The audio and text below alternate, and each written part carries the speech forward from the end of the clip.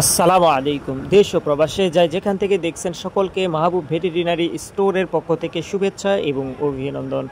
আজকের বিষয় হচ্ছে ছাগলের ধনুষ্টুঙ্কা। ধনুষ্টুঙ্কা হইলে মূলত কি কি লক্ষণ প্রকাশ পায় সেই সম্পর্কিত আলোচনা করব। আসুন তাহলে মূল আলোচনায় প্রবেশ করা যাক। যে ছাগলটি দেখছেন এই ছাগলটি আজকেই এই ধনুষ্টুঙ্কার লক্ষণ প্রকাশ পেয়েছে। মূলত ছাগলের বাচ্চাটি প্রসব করার কিছুদিন পরই এই সমস্যা দেখা দিয়েছে।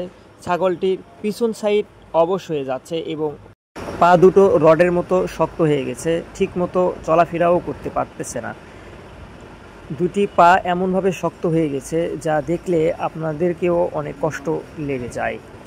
আর এটি ধনুষ্টুঙ্কা হইলে সেই সমস্ত ছাগলের পুরা শরীরই শক্ত হয়ে যায়, ঘাড় নাড়াচাড়া করতে পারে না এবং শরীর একদম পুতুলের মতো হয়ে যায়, যা দেখলে মনে হয় জীবন্ত একটি পুতুল।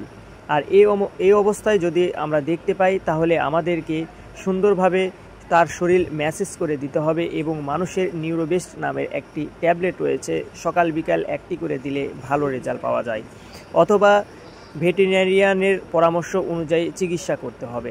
তবে এটার প্রতিকার হচ্ছে বাচ্চা প্রসবের পরপরই নাভি সুন্দরভাবে পরিষ্কার পরিচ্ছন্নতা করে দিতে হবে, কভিন দিয়ে পরিষ্কার করতে হবে এবং জীবাণুমুক্ত রাখতে হবে। নাভি শুকানো পর্যন্ত শুকনো জায়গায় রাখতে হবে যাতে নাভিতে জীবাণু এবং ময়লা না ভরে। আজ এই পর্যন্তই, আবারও দেখা হবে অন্য কোনো দিনে ভিন্ন কোনো বিষয় নিয়ে। আল্লাহ হাফেজ।